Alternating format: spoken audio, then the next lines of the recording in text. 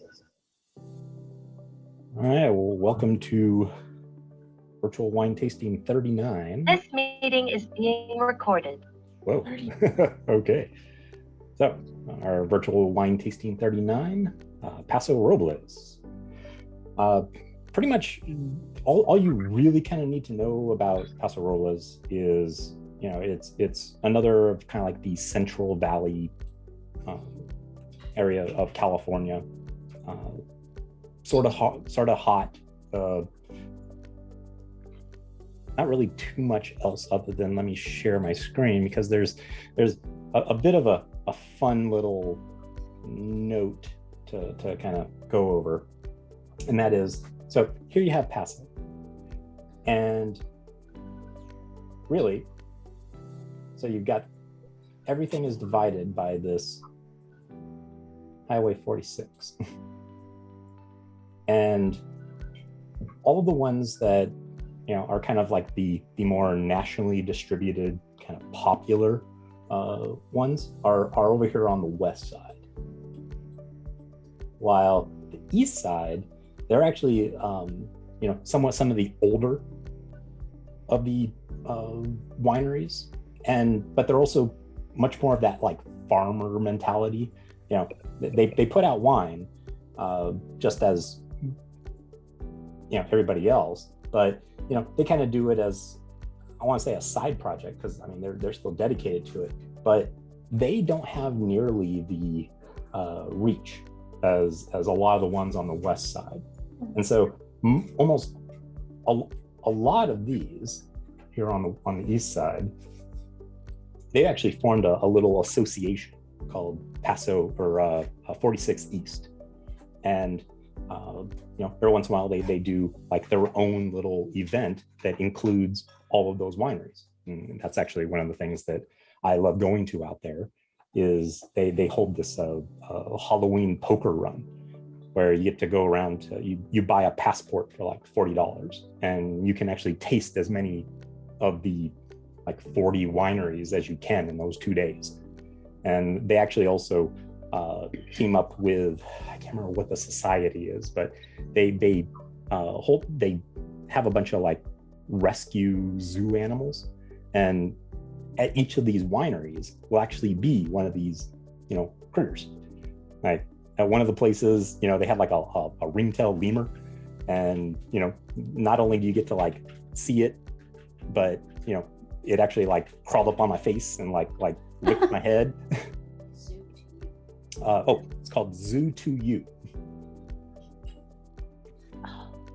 And so of the 4 wines that we're having tonight, the only one that Kurt was able to, you know, get shipped to you, but apparently for me it's just kind of local, or not local, but it can actually be shipped here, is far out on the 46, which is Tobin James, which is, you know, about as far east of Paso Robles as you get.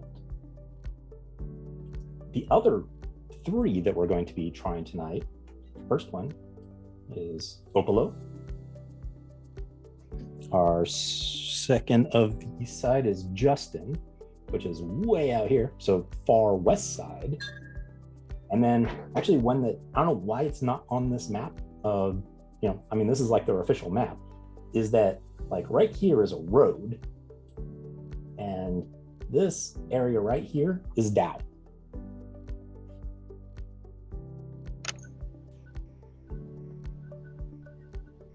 So yeah, I think that's pretty much all I really had to say on Paso. I want to say there's not a lot to it.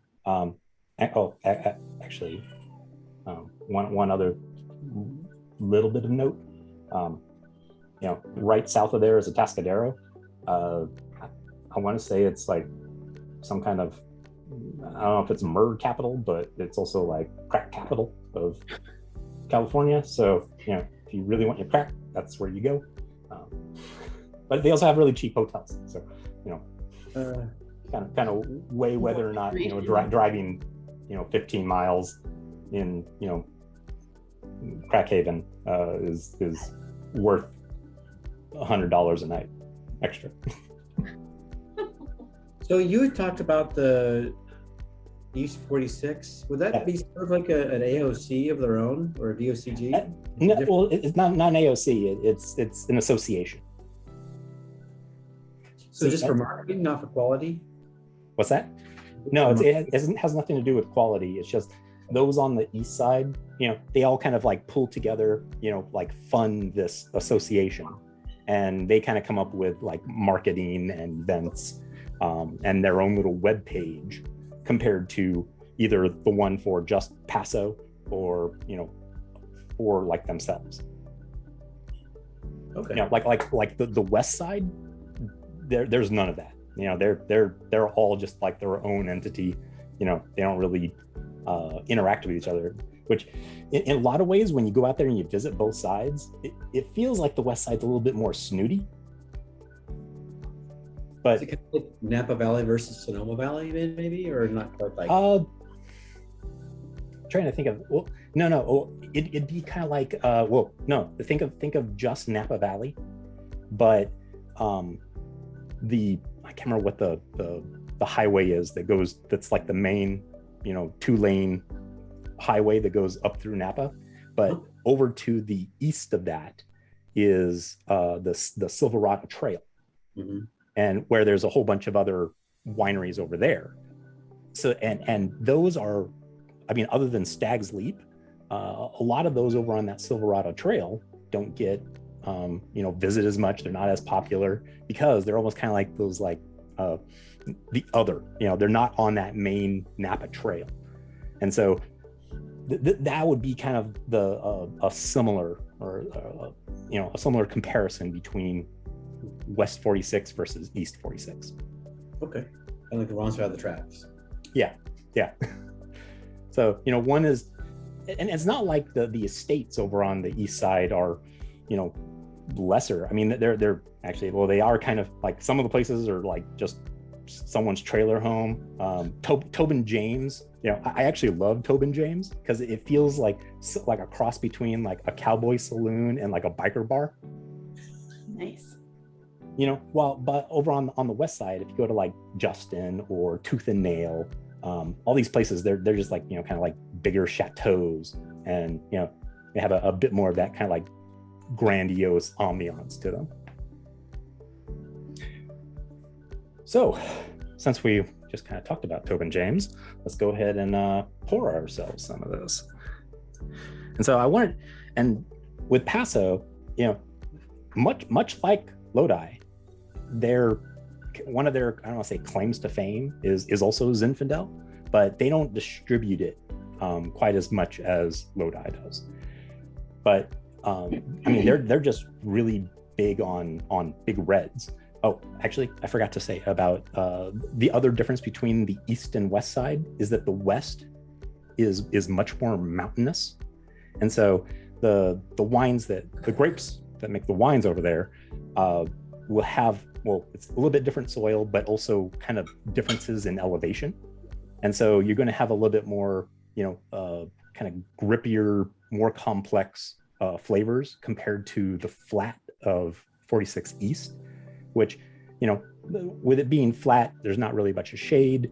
And so therefore, you're also they're going to be a little bit more hot, more alcohol, more sugar. They're going to have that. Any fruit flavors are going to be much more on the baked, stewed, almost jammy side.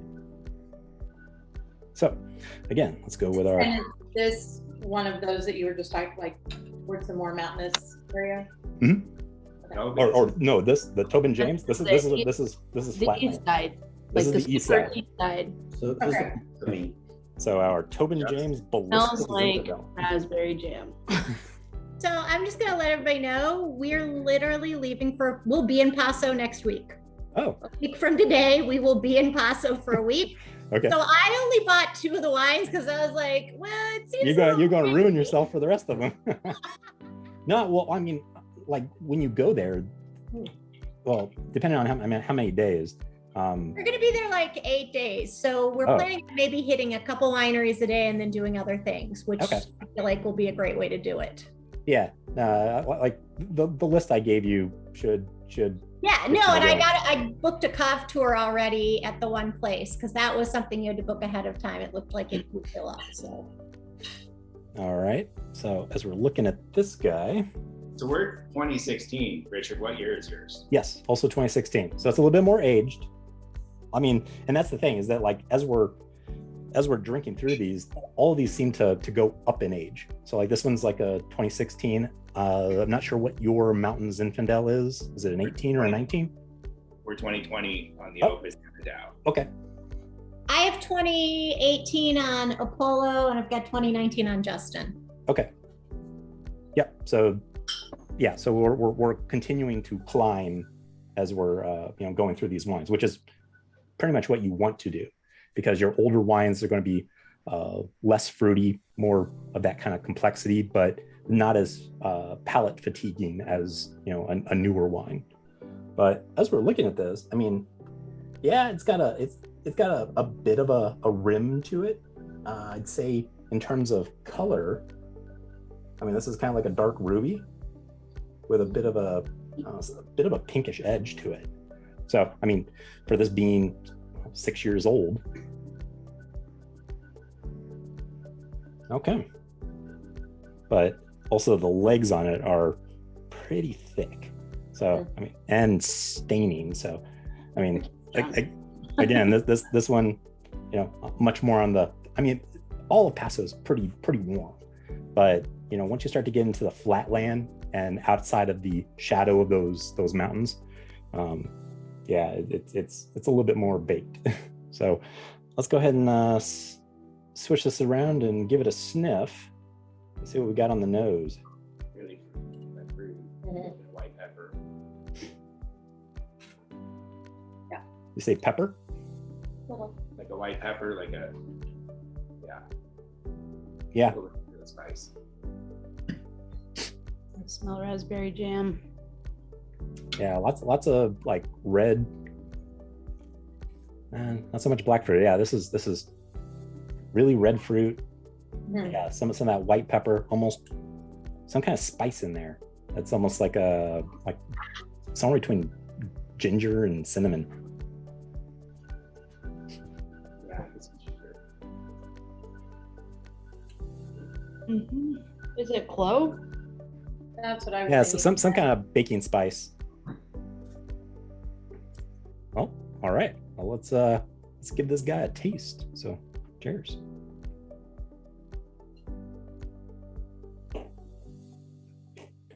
It is tasty.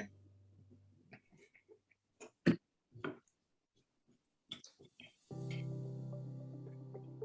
lot more fruity than I was expecting. Mhm. Yeah, kind of sweet.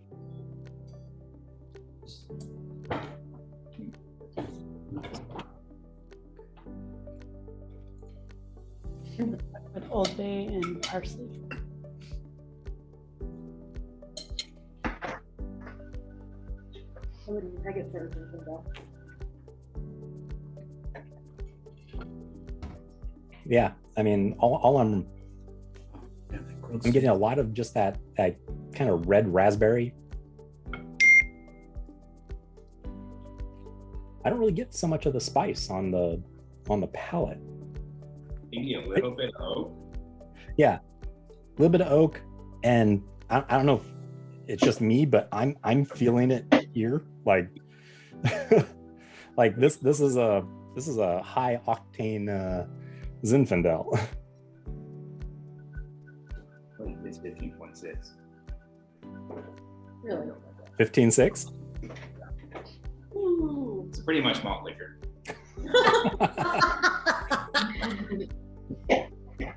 All right, so let's go ahead and so we got this thing to pair with.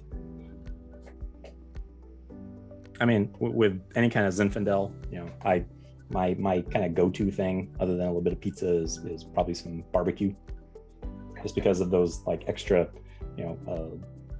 like tomatoey notes, along with all the spices that are in it.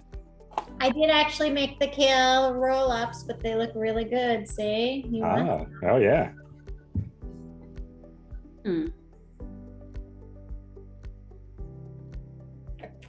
You chop up kale into little pieces, it tastes pretty good.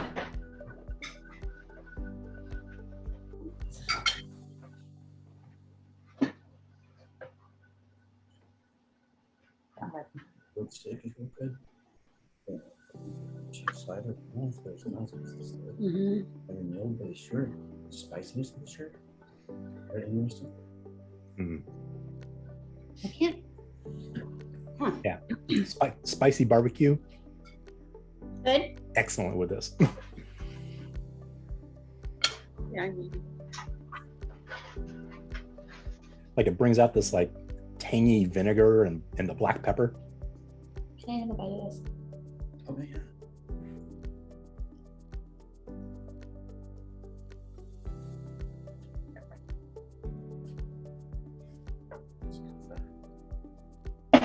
Some red tomato and seasoning.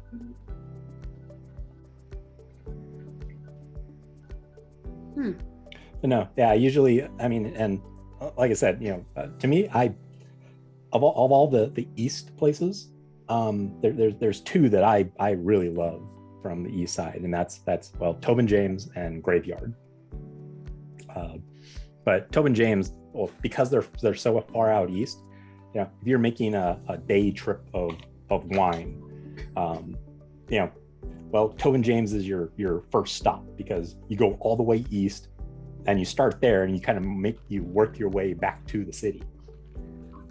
And, which is even better because last time that I was there, they opened at 10 compared to everywhere else that opens at 11. So, I mean, props to them there to, for recognizing that, them being typical first stop of the day, hey, well, let's get the go-getters, on the road as early as possible. Yeah.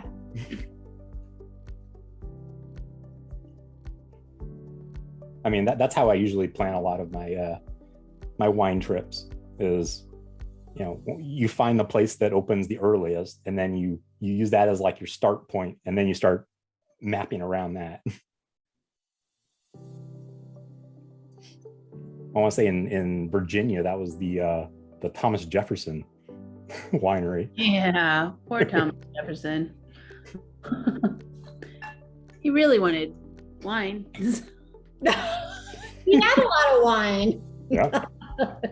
He had that big cellar. Too bad his winery doesn't have good wine. The Cab Franc wasn't too bad. If you like Cab Franc, okay. Yeah, all the rest of them, I could have. They were a pass. It's so sweet, and did I caramelize the onions accidentally or something? Yeah, we were just out there because my sister lives in Charlottesville, so I'm trying to remember where we went. We didn't really like where. I mean, it was fine, but nothing that we would have bought. Okay. Yeah, I'm trying. If you would have said, we would have given you some recommendations. I mean, there was a couple places that we found that were pretty good out there. It was like, it was like something mountain. Yeah. Well, here was the issue. We were only had a day. The only day we could taste was like during the week, and most of them were only open Thursday to Sunday. So we pretty much picked the place that was open during the week. Okay. Family trip is a little different than vacation for sure. We tried to tack on a couple of fun things, but Yeah, I think we did just 2 days of just getting as many wineries as possible under us in Virginia, and as I said, it was interesting. I want to say that they're trying to. They want to try to become like the Sauv Blanc for America, but they also want to try to become the Cab Franc, and I'm not certain if they're pulling off either very well yet. I think they need to stick with their wines. Well, it's just that once you get east of the Mississippi, everything gets a little bit more humid, and the grapes don't really, they're not really struggling as much to grow, and so you get kind of not great wine grapes. You get grapes, but not great wine grapes. We don't like. It is, I'm just saying that if it's more humid east of the Mississippi, they just moved the Mississippi to the west of Kansas. 'Cause it's nasty here today. Have a little, yeah, and that's already about to visit that, right? Yeah, well, I mean, kind of rule of thumb, and I mean, this is the whole reason why it goes back to, ancient days, is that, if a place makes for good farmland, it doesn't make for good wine grape land. I mean, it's the reason why, it as a wine grapes as a luxury, especially back in the day where, there wasn't like mass, agriculture. So everybody was just growing as much as they possibly could of just things to stay alive. And only those, with a little bit of luxury, land, they kind of pushed these, they wanted the wine grapes, but they put them on the places where normal crops wouldn't grow. And so that would be right up next to the mountain, right up, on the mountain, if not like on the hillside itself. All right, how's everyone's glasses looking? Empty. All right, so we are moving on to our Opolo Mountains Inn. So we got the Summit Creek because that's what we could get. Oh, okay. And yours is 2020 as well, right? Yes. So you Oh, you got 2020? Fire in it. Okay. So I have 2018 Opolo Mountains Inn. Okay. So, I mean, with Opolo, yeah, I'll kind of, disclosure. I'm actually a member of, of Opolo. Because the last time that I went there, like how I pick places that I become a member at is that if wine after wine, all of them are great, not just good, but great. And because then it's kind of it shows that there's some skill to the winemaker themselves. And it's like, okay, I want to have as much of your stuff as possible. I'm a little disappointed that people weren't able to get the Mountains in, because that's the thing with Opolo is that if when you're a club member, they have a red, they have a white, they have a mixed, but they also have like a special one just for those that like the Mountains Inn, because it is that, I won't say good, but it's that desired that the Mountains Inn has its own like subscription level to it. Wow.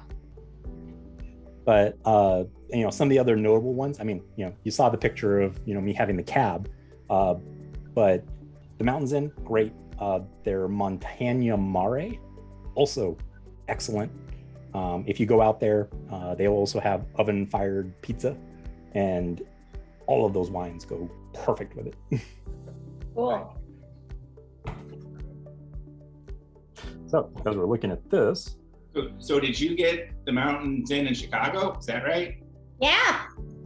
And they just carry it at Benny's or wherever you go? No, I ordered it from Vivino. But it's from a distributor in Chicago, ironically. So it came really quickly, but it was from a distributor near, and it just happened that I wasn't picking that on purpose, but that was the only place that had at least 2 on Vivino. So I was like, all right, I'll order from there, because otherwise the shipping is insane. So. Also, the vineyards that are right near Opolo is right near like an old graveyard. So, you also, any of these wines, you might be tasting a bit of, of human history. Venus. I was going to say a bit of history. All right. So as we're looking at this thing, Recent graveyard or like a Pueblo graveyard? Recent graveyard. well, I mean, it's back when that place was, when California was just a territory. So probably cursed. Yeah. I mean, Kurt's loving it even more now. When they go home and it's going to be like Poltergeist. So again, and Okay, your dogs will save you. I'm going to say that most of these wines are probably going to be in that kind of dark ruby. Maybe as we get into the cabs, they'll get into the purple. But I mean, all of these are going to be in that kind of dark ruby. There isn't much of a rim to it. But that's because, I mean, for us, it's a 2018. You guys got a 2020.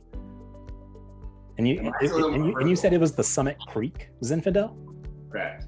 Okay. Well, I mean, it's still going to be, it's not their mountains in, but the Summit Creek is, I can't remember which way. I mean, it's still part of their, vineyards. It's just, I want to say it's like a different mountain, different valley. What year do you have, Rob? Rob. Oh, thank you. Okay. Nice. So it's a pretty new. We got it at the same I time. didn't buy it, yeah. Because I don't have it. So let's go ahead and let's give this thing a sniff. So see what we got on the nose. It's like This is Smells still good. really like damper strawberry. version of the Tobin James. Yeah. This has more of that like. That wine Like- smell. Stu, Versus turpentine smell. deeper. This was like. What was that, Katrina? Is it a deeper fruit smell? This is like smelling strawberry preserves. More than Right. wine. Yeah, like Kurt's getting strawberry. I'm getting. It almost smells No, like we were like talking fake, about the fake Tobin. watermelon. He and I were talking about the Tobin versus the Sauvignon. So Like that's fine. that weird watermelon smell that no watermelon actually smells like. Interesting. Yeah, like sour watermelon. Candy. Sour Yeah. watermelon candy. I'm not either. Oh, It also smells strong. I can just tell it's going to have a higher alcohol. then Tobin James, I doubt. Well, I don't know. Then the Tobin- I didn't have it, so I'm just saying. Tobin James was like drinking shots of Everclear. No, but I think she means high alcohol in the range of wine alcohols. It's Yeah. definitely a strong. Oh, I'm going to tell you, mine is 15.7. Holy cow! So, just saying. It is. What, Richard, is yours 15.7? It should be, since it's Yeah. the same year, same wine. Yes, 15.7. Well, we're not that bad. We're like 15.0. Okay. This is basically a Miller Lite. Yeah. Well, I can't remember if it's over 15 or over 16. That it's classified as a monster zin. But either way, I mean, these are high alcohol, wines, which is not a bad thing. But well, it acts as a really good Very, very preserver. So, I mean, you can let these things age for a while, and they're not really going to oxidized as much as something else. But all right, well, let's give this thing a taste. Oh, actually, I was just sniffed it again, and I got like a little bit of like tobacco and tea. Mhm. Mm.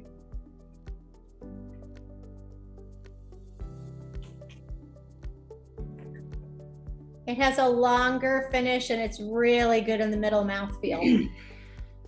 What it is. So some of that, I don't know. This doesn't have that purple shade in it, does it? Yeah. Yeah, it's not quite the fruity punch in the face that the Tobin James was, but it feels a bit more grown up. Even though it smells like a sour watermelon Jolly Rancher.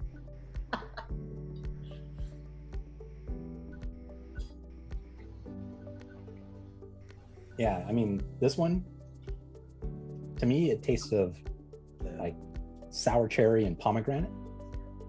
Yep, I can see that. Test your hypothesis. I guess it's not a hypothesis. Declaration. And there's still that white pepper. A little bit of that arts than what I have, yeah.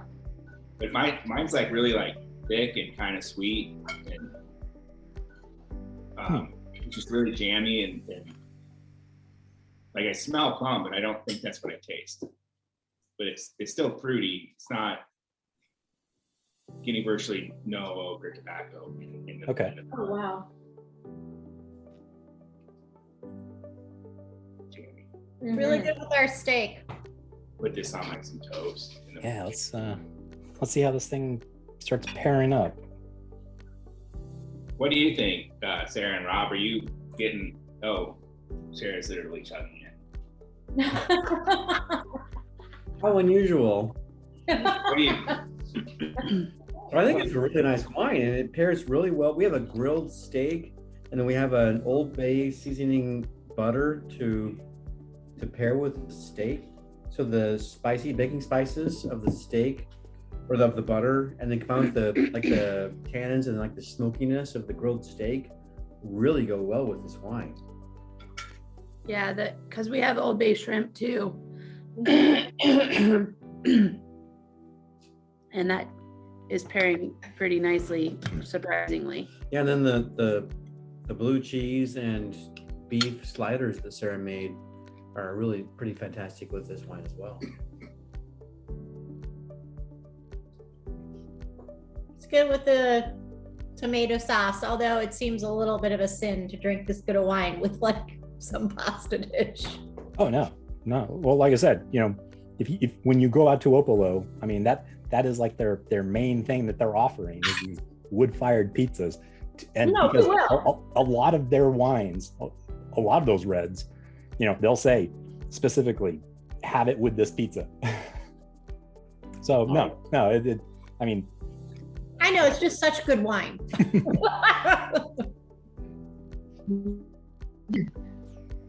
I don't know, maybe when you go to Opolo, you'll get talked into becoming a member too. I will say. Margarita. That's incredible. That's an incredible experience. All of it. Well, me, I'm having it with It's really well with this one. some pizza called the Italian Stallion. Italian stallion. So it's got Italian sausage and jalapenos. That sounds nice. I thought it could be interesting. So I have these, I made like a rhubarb chutney and I put it over some goat cheese on a piece of bread. Mhm. It doesn't really do anything for it. I mean, it tastes fine. It's just not, I thought maybe it'd bring out some of the spices because I think there were spices. There's also some onion in the chutney, but not really. Hey, Katrina, Yeah, at the AG in Reno? I'm not going to be at the AG in Reno. Okay, so no wine tasting for you and us. No, unfortunately. No, that's the whole week we're going to Paso. Oh, gotcha. Ah, okay. So seems like, yeah, both me and Katrina are going to various wine areas instead of the AG. Where are you going, Richard? I'm going to Wilcox. Oh, very cool. I'm going to be there a while. Be there like 5 days. Part of it, one, to taste the wines. Two is I'm going to be on the hunt to try to get like a ton of grapes. You said you were hunting for grapes. Mhm. Very cool. Are you going to make your own? I'm going to, because normally me making wine, I just order like big bladders of juice. Right. So it's already been crushed and everything else. But now, it's the first time I get to kind of do the entire process. Very. But we're both. I have a ton of black. So if you want to be jealous, after I go to Paso, I'm going to be up in Woodinville Oh, okay. in Washington. So it's going to be 2 Definitely. weeks of wine for During season, like summer, Yeah. hot, because Woodinville, is that near Yakima or over near Walla? It's north of Seattle. When is Oh, okay.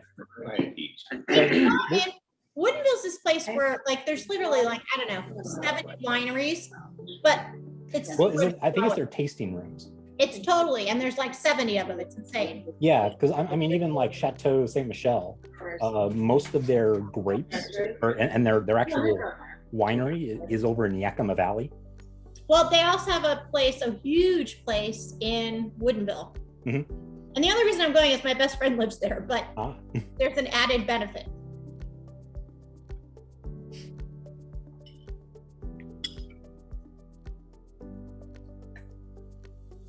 So what everyone think of Opolo? So this little fruit plate, the berries, a little bit of cream, Mhm. it's been going really well with both of them. Interesting. The blue tree sliders, also great with everything. Yeah, the pizza's pretty good.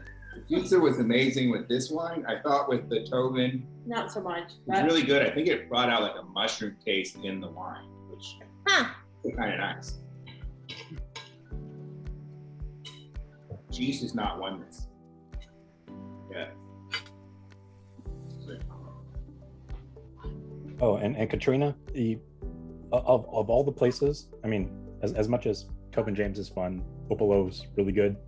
You definitely have to, make sure that you go to Zen Alley. Okay, cool. I'm gonna put a star by it.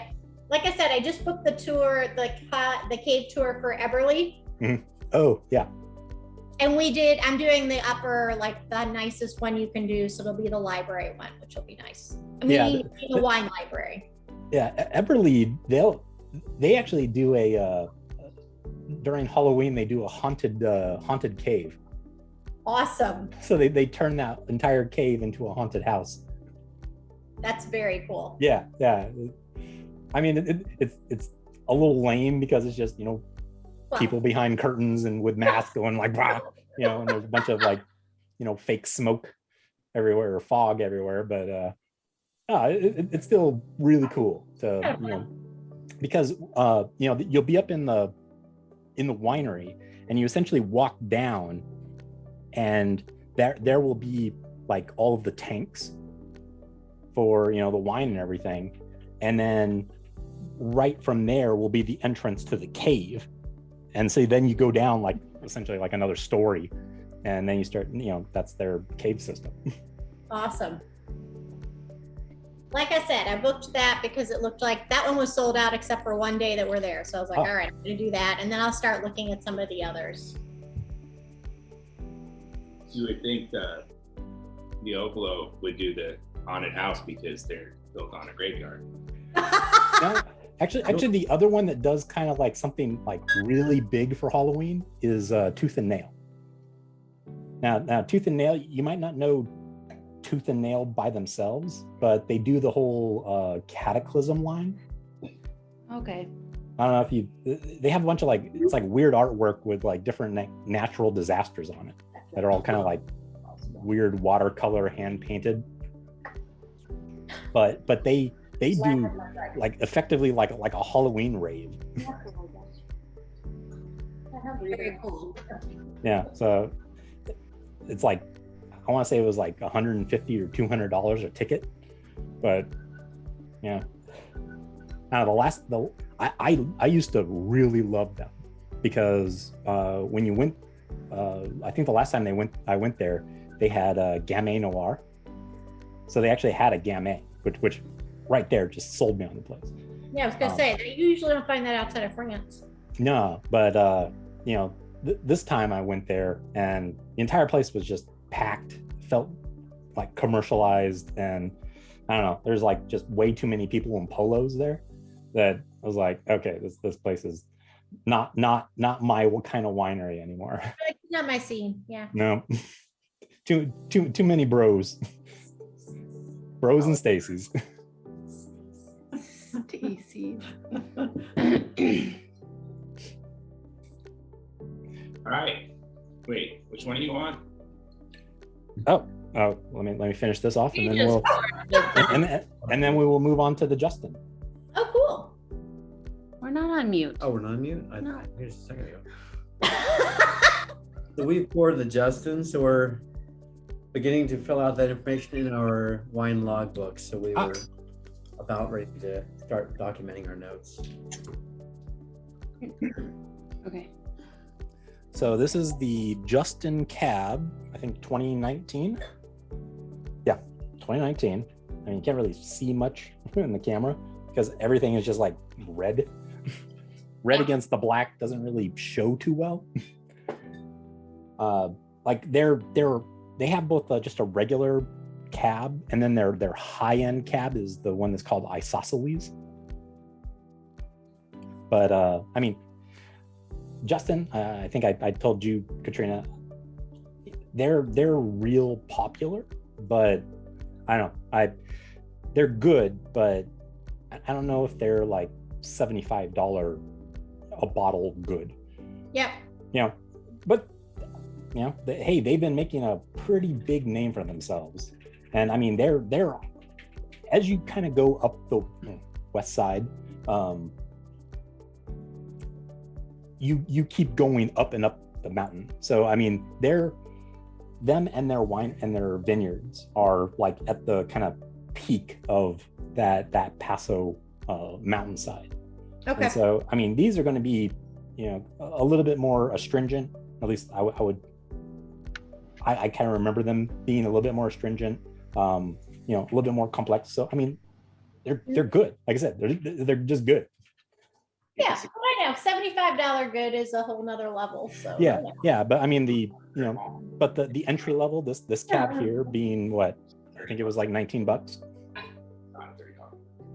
And yeah, and well, as I'm looking at this guy, I mean, this has, we've now ventured into purple. Right, although I'm not seeing it through the light, but I do see the rim. Yep. And so it's got like a little bit of like a ruby on the rim, but you know, the base of it is definitely on the purple side.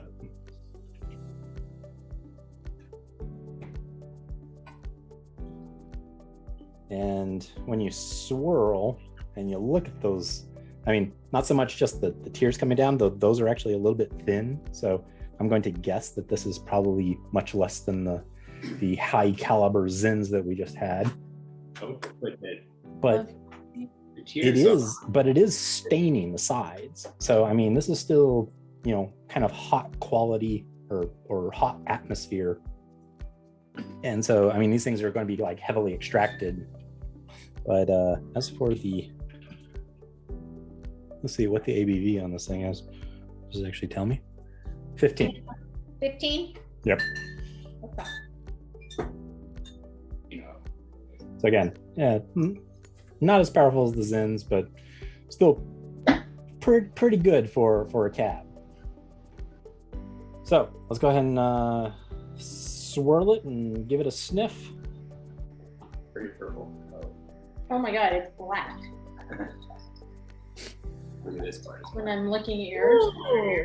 Oh, the sniff is so interesting. What do you get on the nose? There's a little bit. Kind of like, I don't want to say it in a bad way, but kind of like musty, like Earthy. Yeah, a lot of earth. Yeah, We call it significantly. well, maybe tea leaves. Earth and like it smells like figs. Hey, we were just talking about that. I can see that. I feel like I get tea leaves. Yes. Who knows? Pig. It's like, yeah, some black fruit, a little bit of like cherry in there. But it was so overwhelmingly earthy. I was like, wow, that's amazing. Yeah. This is like tar thick. You're getting tar? No. I Like the look at it. Oh, I'm just like, Oh, the color. I was so you're thinking not it's even the darker color, than just the fact that it is so thick. Like you cannot get light through it at all. Sticks to the glass. So- That's a real thing. Yeah. All right. Well, let's give this thing our taste. Cheers. Cheers. Also knows how to get people drunk. Who would want to do that? Mm.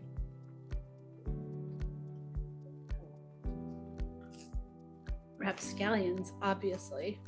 Before you crack the bottles. Mm. So give it A bit of sweetness. and I get a. I get leather tobacco. Yep. Same. As like the main notes. I mean, I don't know. I mean, I was impressed by the mouthfeel. It's very, very round in my mouth, even more so than the last one. In oak is the main notes in the taste. There's definitely some oak in there, but I mean, my main flavors, I'm getting raspberry, like this weird, like unsugared bubblegum flavor, and then there's a little bit of like a hint of green pepper in there, like green bell pepper. Mm-hmm. Okay. Hey, you're unsugared bubble Yeah. gum. I'm gonna put that to like a baking spice situation. Okay. Not clove, but in it maybe towards the neighborhood of nutmeg kind of a thing. So I think it's interesting. I'm getting fruit kind of on the top of my palate. Like that's where I'm tasting fruit, like top of my mouth.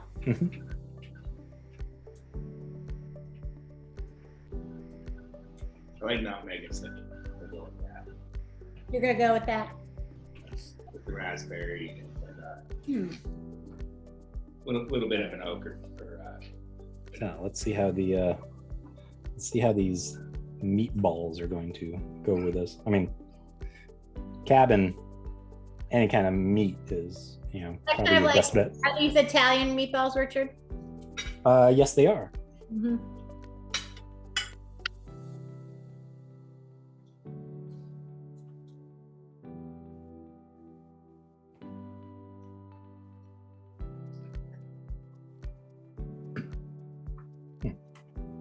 Those were all right. They were all right, but now I'm really looking forward to the other Italian stallion slice that I have with a bunch of blue cheese drizzled on it. In case all the meat wasn't enough. Nope. You have that little bit of like, salty sour blue cheese that really kind of, interacts with the tannins and, especially a very grippy cab.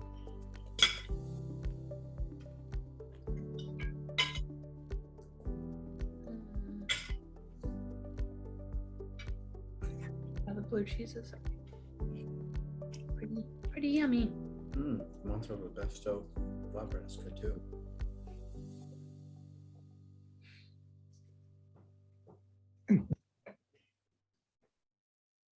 Brought out a lot of more of the green characteristics. I was about to say, same thing with my pasta, like the pasta dish. Mhm. I'm tasting more of the herbs that went in the sauce. Well, I just did this with a Stilton. Same thing you're kind of saying. It really makes the wine bright. Mm-hmm. Oh, I love it with the pizza. Cider. Oh, the margarita pizza? Cider's really good. The wine is really good. Well, actually, I'm eating that other one, but Oh, yeah. I don't even remember what they called it. well, I would think that I would almost think that one with the arugula on it would almost give even more of a depth Yeah. because of that kind of like mustard green.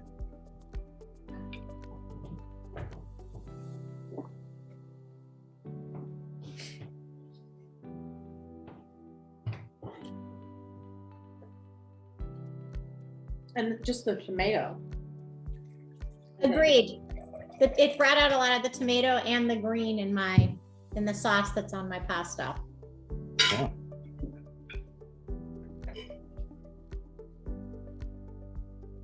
I'm surprised nothing's bringing out the mushroom, but the mushroom is mixed in with a bunch of other things. So I'm trying to think of. I mean, you'd almost want to try like a Pinot Noir, something that actually already has kind of like that loamy mushroom yeah, taste to it, for it to all of a sudden kind of come to the forefront. the pop.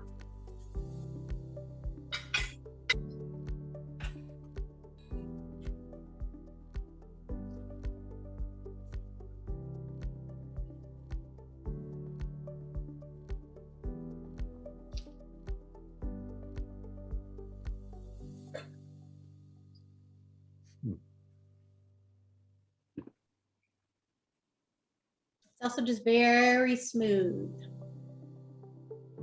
Yeah. And I'll be interested to if you do go to Justin,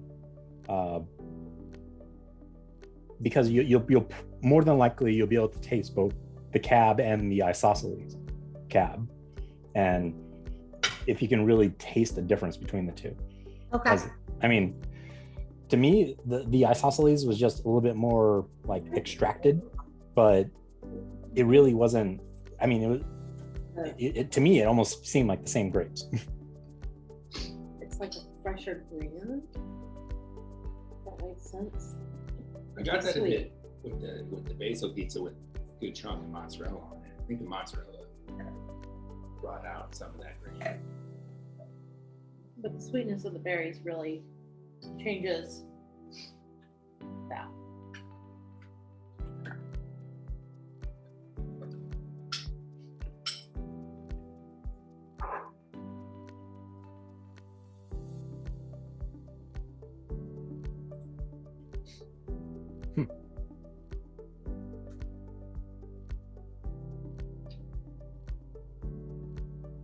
The waters down the line. Yeah, that's when I was talking about that greenness, that like freshness. Yeah. It's not as, doesn't feel as complex. Yeah, that's good. Funny how flavors can change that. Yeah, This is an amazing like setup pairings. Like the blue sheets with the cider. Huge win. Now part of Team Foodie is making the other part of Team Foodie very jealous. What's that? Now it's just not Team Foodie making the rest of us jealous. Now part of Team Foodie is making everybody, including the other part of Team Foodie, jealous. That's just Rachel. Yeah, we've got great sliders, we got shrimp, we got flatbread pizza. We're good here. It's all up. You are good there. Plus we got licorice too. Well, of course you got licorice. Two kinds. We don't have the salted because we don't have the salted. Because we don't like it. And for me, Kurt, again, like this is all Kurt. Like he came through. Yeah, we're not doing wine tasting without black licorice. We would do a wine tasting without black licorice. That's We ridiculous. Barbarians. haven't even tried this, Kurt. and that will always be my reply to to any kind of licorice is still you're like- nope. We're really looking. We're looking for the. You don't know what you're missing out on, Richard. Oh, I know exactly what I'm missing out It's on. a game changer. It's the I need more wine. it is the jelly bean that no one wants. Sarah, that's your mantra. I mean, It's fine. Next time we do this in my house, guys, we're starting with an absinthe. What do you call it? Oh yeah, you did buy that absinthe. Oh yeah. I mean, I got like the little piece and knife thing and everything. Mhm. It's gonna be a whole experience. It's gonna be great. I just read a book where they were doing. Tastes just like black licorice. Wait, with the sugar cube and everything? Yeah. Yeah. We I had have I had it in Paris. It was good. I'm bringing Tucker and spending the night. we have a local Kansas City distiller that makes their own absinthe. So I picked up, Oh. from a guy I know downtown. Oh my God, I know. I got For me, it wasn't the sugar cube. Like absinthe for me, it was okay. What actually made it better was when it hit the ice, not the sugar. The sugar really didn't do much, but the ice, where all of a sudden it goes cloudy, it kind of really tamps down that bitterness of the anise. Yep. So apparently there's a whole ceremony you have to do. Mhm. Oh yeah. Oh yeah. Yeah, well, I mean, Use a special spoon, Kurt. You got to go buy those special spoons. I got the special. I have two of those special spoons. Wow. Did you really? I did. Mhm. Like yesterday. But No, we already booked the next one.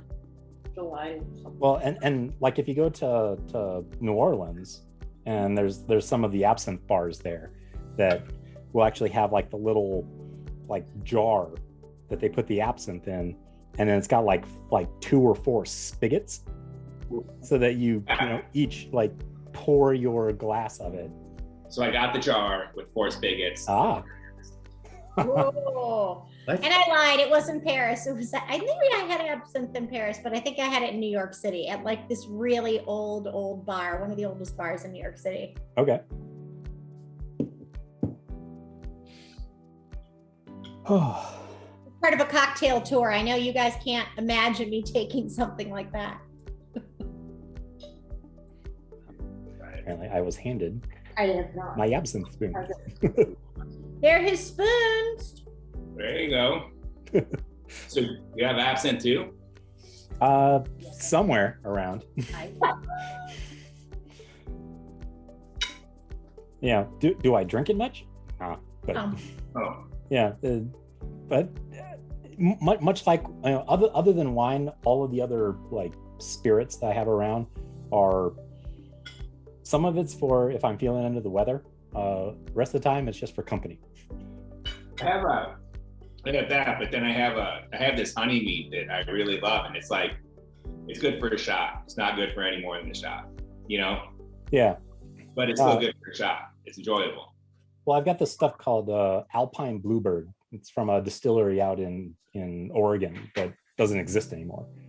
But it's this like spice liqueur. And whenever I'm feeling, like whenever I start to get like a little bit of an itch in my throat, it's like the perfect stuff because it's a little bit syrupy. Mm-hmm. But downing that, it's like, grandfather's cough medicine. That is really good. Hey, Team Foodie, you gotta try this with the licorice. It's actually really good. Oh, trust. It's already done. As if we have. Like And you that. said nothing? What? And you said Oh, nothing? we knew you guys were gonna do it. It's not like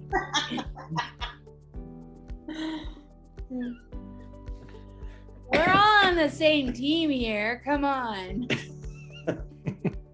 Yeah, the crazy licorice team, whatever.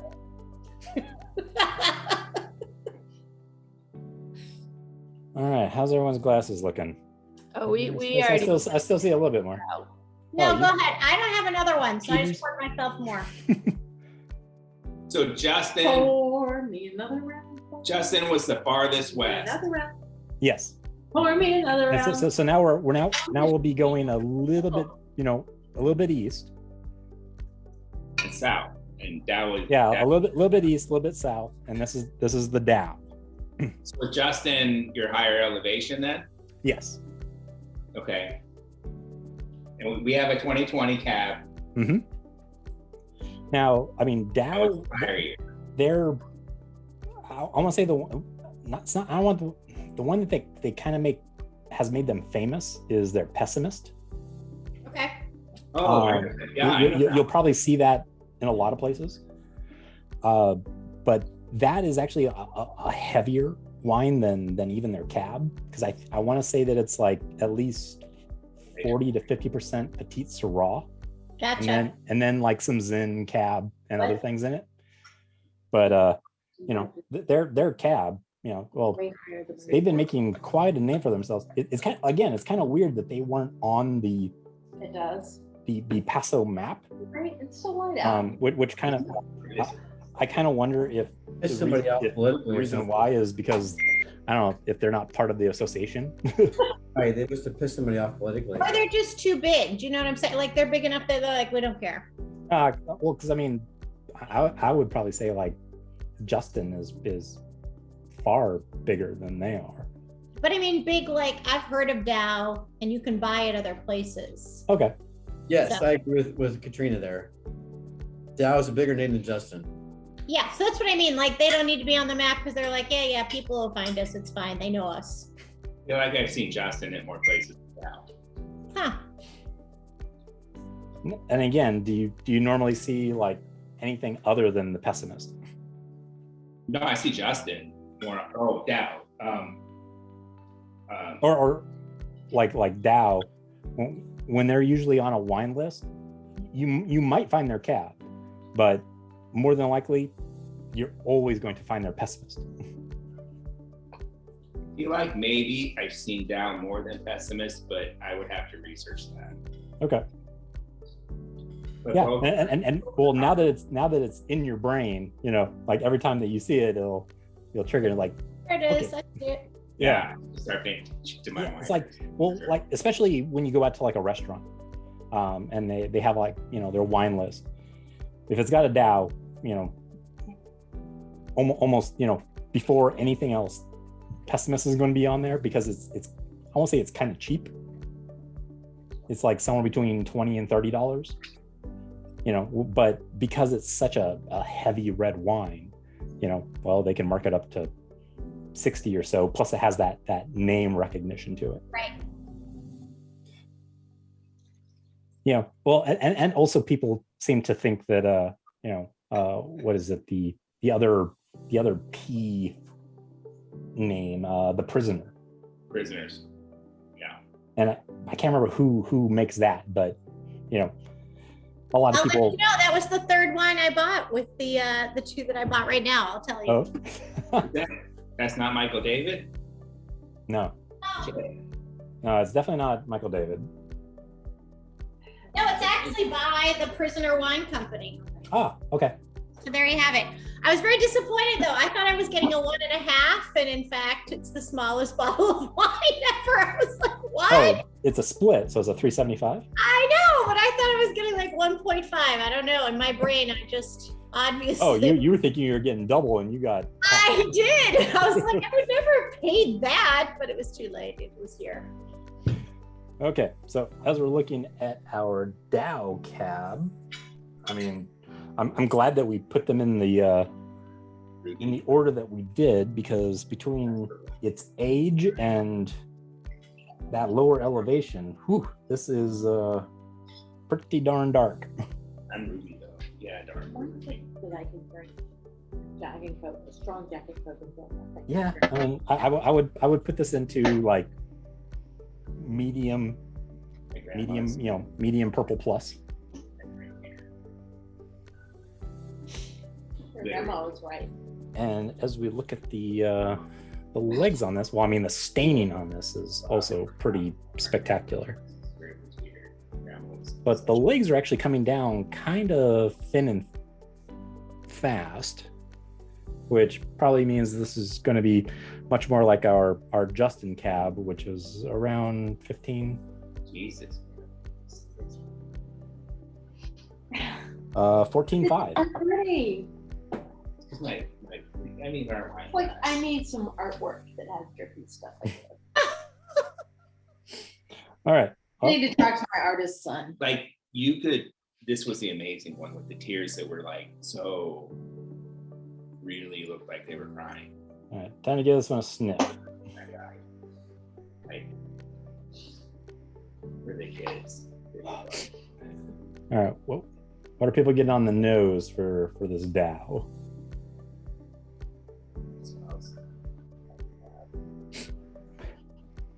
All right, I'm getting a little bit of that mineral kind of thing you would get from like a French wine. Said mineral? What? Mineral? I am. Like, Okay. no, I shouldn't. I get you. Like for me, I get But it's still black really fruit and these like purple flowers.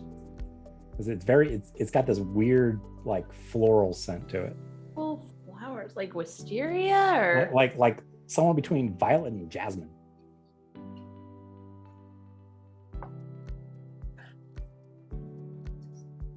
smells like wood to me.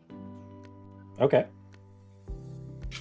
It's like I'm getting, Yeah, there's definitely more campfire.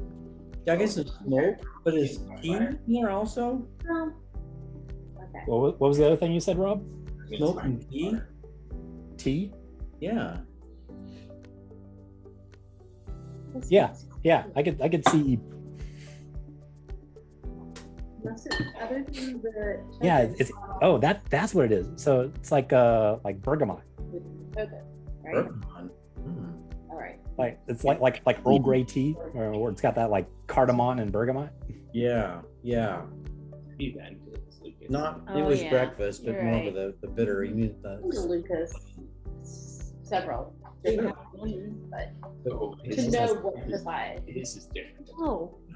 Huh. Yeah, we get that. We don't. This This is- one is. I don't know. I'll say this is. I mean, other than the Opolo Zin, I'm getting like a lot of weird just Yeah. notes all over the place with this, But which is intriguing because, well, hopefully that means that you know, knowing what to buy. the palate's also going to be also equally complex. I enjoyed all of these. So, last wine of the night. So, cheers. Cheers. Still for me, the opinion was not Here's the last Really? one. class. I feel like Short bus.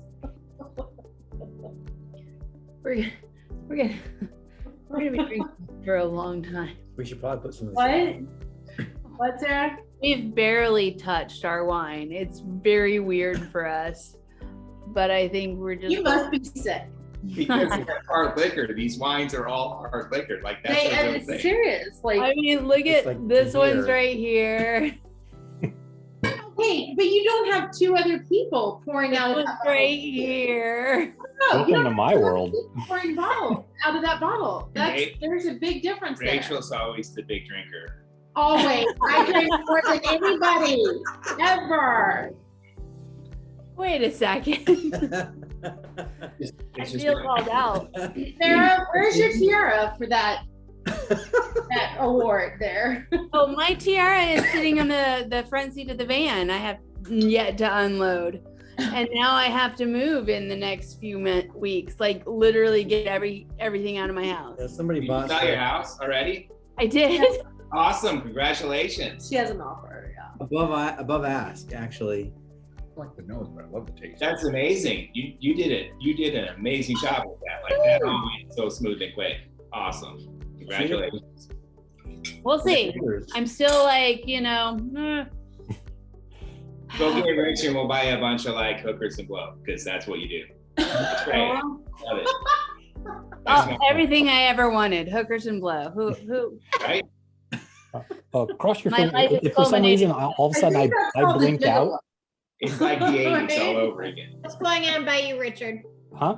Oh, You blinked I out? was saying like if all of a sudden I stop, and I blink out, it's because there's like an incoming dust storm. Fun. So It's not hookers and blow, but I dust mean, storm. what? Yeah. It's just blow, Rob. Dust storm. Oh, if you do hookers and blow, keep the camera on, obviously. well, I mean, there is definitely blow coming in from the east side. It's just very sandy. not quite the cocaine level. Not the powder that. Okay, so I'm getting really jammy. That's not here. Dark fruit. I would say not stewed fruit. I'm getting like a good blackberry. That's where I'm at. Yeah, like Yeah. Yeah, this is like fresh blackberries. Very, And there's some spice in there. There's a little yeah, bit. very spicy. You know what cures the spice? this will be. Pepper kind of maybe. Yeah, it kind of tastes like bay leaf, which is more like tea. Bailey, yeah. There you go. That's Because I was like, it sort of tastes green, but not to the point of like basil or sage or rosemary. But it's got this weird kind of like bitter greenish flavor to it. Like, yeah, bay leaf. Made it. I mean, it's so good. Sarah, Rob, we're gonna have to have pizza again. Okay. Yes, let's do it. Oh, okay. Fine. Oh. Don't twist my arm. Oh, I even got my pizza plates out. Oh my god, it's so good. Pizza plates? Wow. All the things. so the pizza's doing it for this wine? With the she It's has just- like the arugula and a little like what's the ham? Prosciutto. A prosciutto on the margarita. So I think it's Well, that's the one that has green. the ricotta in it too. So it's the green. I think that the green with the tomato, yeah, and the fatty ham really helps. Like this is a great package. Sarah, don't you be spreading that to us. I know. I have to board a cruise on Wednesday. You stay far away from me. She came and helped me on Saturday? Saturday. And then I get a text on Sunday. I tested positive, and I'm like, I cannot be positive. She did. She's like, I cannot be positive. I'm a very positive I'm person. really sorry that you feel bad, but really, this is about me right now. No, I mean, I did feel really bad on Sunday, but no, I felt very bad being sick. But that's good because I'm a very negative person, especially with the news, which we're not going to talk about. I don't believe that. Hmm. That's no. What? We're not talking about nothing. Nothing. Just saying. We don't talk about Bruno. No. Rachel has had some wine, you guys. I had some really strong wine. Seriously, this is. And she's at home. So welcome to Paso. More comfortable than usual. We're going to get you messed up. So That said, 2 wines a day. That's probably what we can handle. I have some family, a family friend, a friend of my dad's. They moved to Paso Robles, and with the intent to grow grapes to sell to wineries. Seriously? And and we would see when they lived in the Pittsburgh area. He was chief counsel for Armco Steel. So when they retired and moved to California, I've since lost touch with them. But after drinking these wines, like tomorrow, the top of my to-do list is to get back in touch with them to see if they're actually growing grapes. Oh, actually, for Katrina, you guys out in Chicago, there's actually it was funny. The first place that I had actually tried it was out in, I want to say it's at the RG out near Wheeling. There's a winery out there called Broken Earth. Yep. Is good, but that is its sister location. Its main location is in Paso, on the east side. Interesting. All right. So if you've tried their wines and you like their wines, like especially their kind of weird, sweet, like tropical fruit coconut wine. Go for it. Yeah. Yeah. Then try to make a point. Make a point of trying to visit them if you're over on that east side. Okay. I mean, we're staying in town, so we should be able to walk to lots of places. I don't know whether they'll be tasting. Oh, and you okay, so you're staying in Paso, so you're not going down to in Paso. Yeah. You're not going down to Crackville. We stayed there last time. It was great. It was great. Oh no, I mean, I stayed at the Residence Inn down in Atascadero, and I mean, it was great, but it was just the area around it just felt kind of like an industrial park, and it just kind of felt like dead and weird. Do this. So we were out kind of like on a farm, so it was fine. Okay.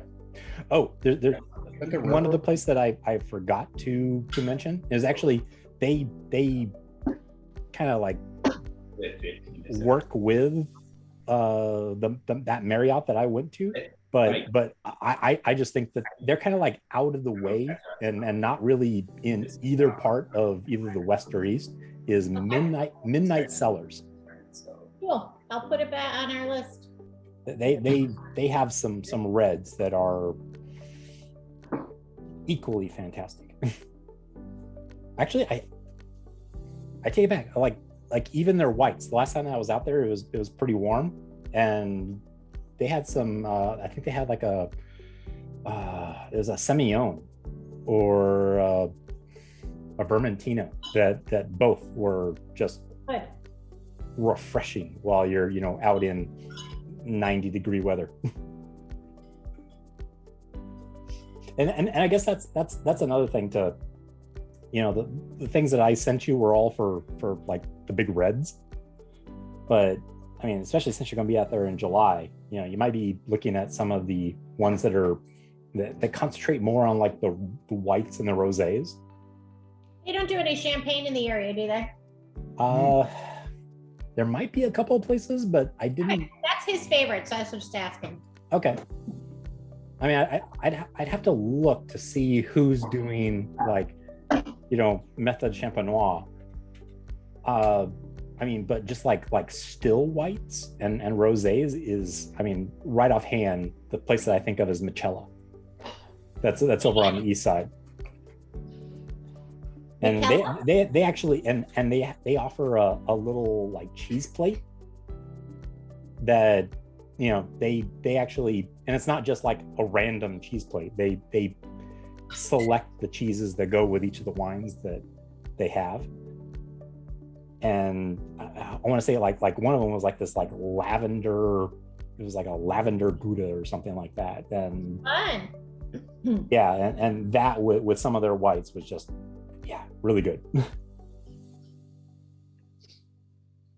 That's the weird thing, is that like as much as the west side has like some, you know, big cool places, the east side, to me, I have a lot more memories of the east side than I do the west.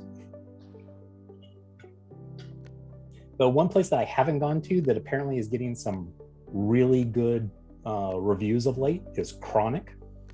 So, I mean, you know, I'm getting, you know, and their labels are all kind of weed based. But apparently they're making some good wine. I haven't tried theirs yet. You know, so I don't know offhand other than just, you know, secondhand reviews.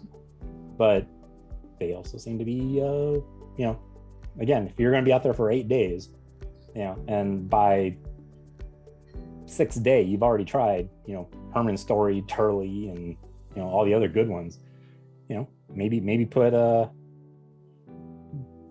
Chronic and Sextant on your list.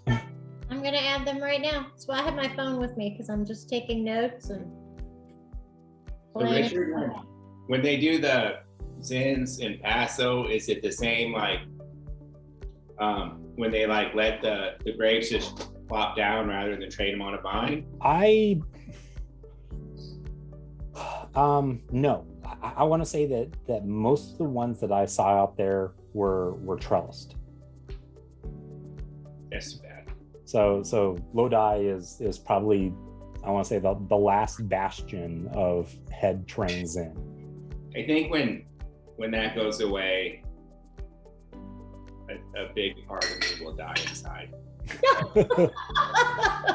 I don't know. For me, you know, me being in like IT, specializing in automation, you know, to me, I'm just the opposite. You know, the more that I see trellising, you know, spaced apart that can be machine separated, you know, the more I cheer. So I guess in my life, I'm like, if you do a good job putting together a good building, it doesn't fall down. If you take shortcuts, shit gets fucked up bad. So slow down, do a good job. Oh, well, and that's the thing is that, I mean, especially if you get like, you know, even more automation in place, because, you know, it was something that I was reading about 3 years ago when, you know, all of a sudden I got an interview with some local, I think it's like a farm association newsletter. It was kind of weird.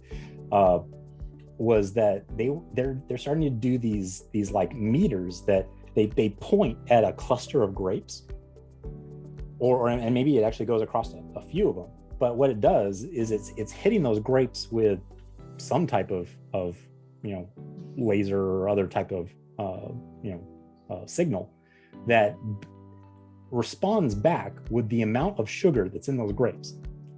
Wow. And so they're able to tell on that cluster if they're ripe or not. And so then it sends a signal up to like this database saying that, like, you know, vine 35 on row 4 is ripe now. Go get it. Go get it. But like right now, the wines that people make are better than the wines that computers make, and like I'm just telling you, like Lodi is better than Paso. I'm just gonna tell you hands down. Great. Our whole vacation is ruined. Thanks so much. I mean, Lodi's got some character. Everybody has an opinion. Paso's like an hour drive from Lodi. You like go over there if you want. Kurt has opinions that are being veiled as fact, potentially. But I drank a lot of wine to come to that opinion. I mean, okay, so it's an educated opinion. I would actually love to hear Richard's opinion on this. Okay, you have not drunk more wine than you normally do. This wine is like super strong. So is Lodi's. Wait, Rachel, were you at the high-end Trader Joe's, the high-end Trader Joe wine tasting, where we had the one that was like, it was just get you drunk wine. It was like 16.4. Woo! Like that's fine. So Richard, I'm laying the gauntlet down. What do you think? Do you have a strong opinion? Do you like Paso better than Lodi? Wow. Each for their. It's kind of like saying, you know, what's your favorite wine? Yeah, it's like what's your favorite? It all depends. That is my favorite. Yeah, like if I had to take a like, you know, someone said, hey, you know, you're getting a free trip to Paso or Lodi. My choice would probably be Paso. Just because there's such a variety, and that's the thing, is that Lodi, everywhere you go, is going to be, I won't say the same, you know, but the differentiation for Lodi is going to be the winemakers. While in Paso, you're going to be able to, between both part of the east side and some of the east side, they're just vintners, and they actually pull wines from, or grapes from, all sorts of other places. But you're going to have such a variety of different wines, and you know, just like all sorts of different flavors, and even just the terroir for east side versus even just like the middle of the west side versus like the far west side is so vastly different that you're almost trying different wines, or different regions. And so you know, there you're getting like all sorts of weird input, you know, you're continually updating that like Rolodex in your brain of, okay, you know, this far in elevation, I really like for their cabs, you know, up here, I really like their Zins, you know, down here, all of a sudden, you know, like their petites, you know, their Syrah, because there's like a couple of places on the east side, their Syrah is just, you know, fantastic. And it, comparatively to Lodi, where, well, it's just Zin as far as the eye can see, you know, and some other things are kind of secondary to that. Paso is on the east side is great as well. What's that? The Cab Franc on the east side of Lodi is also great. Oh yeah. Like I mean, for me, like Omega, you know, had a really good Cab Franc out there. Love that. Okay, but here's how I want to like frame that again, though. Like 100,000 foot view is like Medoc in France. Like Medoc in France is Medoc in France. Nowhere else in the world can you do what they do. Well, that's because they I mean, they've had what since you got quiet. You're muted. It was good with the steak too, though. My cheek must have pressed the mute button. But no, I'd say about since 1860 is when the AOC went into effect, which is, you know, which locked Medoc into, you know, like this particular set of grapes to make this particular blend. Just don't fuck it up. Like they did a good job. Don't fuck it up. Centuries to prove that out. But again, they've had 100 and, you know, well, 200 no, almost 200 years of What I'm saying is Lodi is a narrow piece of earth that doesn't exist anywhere else on earth to make Lodi wines. And if they take away that, you're taking it away from all of humanity. Like, you can't do it. You just can't. Well, Lodi only came Maybe into. you like sing tradition. I'm not saying tradition. I'm saying like they have this unique tradition on earth. They've only been like an actual like appellation for what, like 30 years? Because before that, you know, they were doing what they kind of do now, which is they were a bunch of farmers just making Zin, you know, Zin grapes and selling them to the rest of California. But like their Zin is not. They're not Paso Zins. They're not Sonomas. Like they're the best in the world. Well, and it's probably because of farmers, but I will challenge you there, and that's the reason why I just pointed Katrina to, if there's one place that she goes to out of all the places, is Zin Alley, because Zin Alley actually had, like, as Lodi is supposed to be the capital of Zin, no, Zin Alley has the best, absolute hands down best Zin out there. So exciting. Whose wine is that? The winery is called Zin Alley, and they have it's just, so you get like this like bunch of bright red fruit, and then the second right after you have bright red fruit, it's all Chinese 5-spice.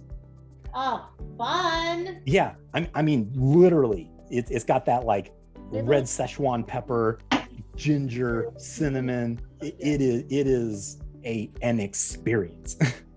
So cool.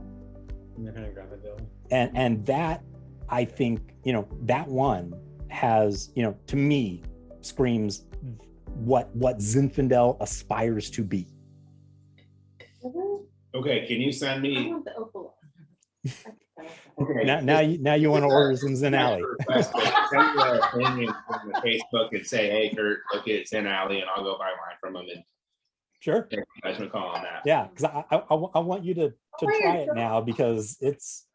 All by yourself? I really hope that, you know, you have, you know, the enlightenment that I did after having that. Sure. It's, I mean, I'm here to learn, obviously, like that's why we're here. Yeah. So I'm just saying, like, if Paso starts putting up Napa grapes, like, it's literally an affront to God in the world. I don't have one, do we? But it's fine. It's fine. We can do it. It's fine. Go there if you want.